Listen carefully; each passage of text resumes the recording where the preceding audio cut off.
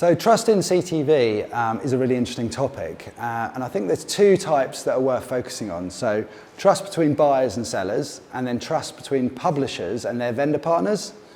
Trust between buyers and sellers is focused on quality and delivery. So from a publisher perspective, they need to understand and trust that the buyers they're connecting are going to deliver ads that are appropriate for the content. No one wants to see crypto ads in Peppa Pig. In a similar vein, buyers, when they're investing in content, need to be sure that when a campaign, for example, is trafficked directly, the campaign is delivered in content that's safe, suitable, and appropriate for that particular ad. And I think, with regards to things like fast, where genre and content aren't necessarily categorized, the use of live contextualization technology is going to be really interesting over the next year or so. Trust between publishers and their vendor partners is slightly different. So, speaking from an ad server perspective, publishers might want to ask themselves questions around, does this technology make agnostic decisions within an auction environment, or are they preferencing certain demand partners? And where that is happening, is the data open and transparent in the reporting? And in a similar vein, they might also want to ask, okay, do I want certain buyers having preferential access or access to, for example, direct campaign data around price and who's spending? And then also, do I want certain buyers being able to understand how other buyers are performing and competing within the ad server for the same inventory?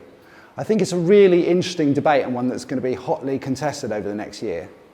The ad tech industry loves to talk about the next big thing. And so it's no great surprise that live sport is the topic on everyone's lips for 2025. If we think about the way that the content market has evolved over the last 5 years, initially there was quite a lot of VOD content out there.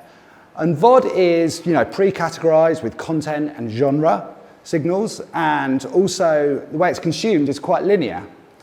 Then fast comes along, and fast can be everything from entertainment, but also things like news, which naturally is more spiky as the topics change, and also is not pre-categorized. And live sport is kind of the end game here, right? Because it's really spiky, it's really valuable, so we can't mess it up, and also it's quite rarely made available. And all of these things present some difficult challenges for technology partners. From an ad server perspective, some on the market will do things like limiting QPS to buyers. So if you have a stream that grows from 10 million to 100 million requests in 10 minutes, only 50 million of those requests might be seen by buyers, so you can imagine what that does to your revenue. On the other side of things, on the buy side, we have situations where campaign pacing might not accommodate a huge delivery of impressions within a 90-minute period on a Saturday afternoon. Publica has a kind of oven-ready solution for publishers who want to monetize live sport with no limits on QPS and things like that.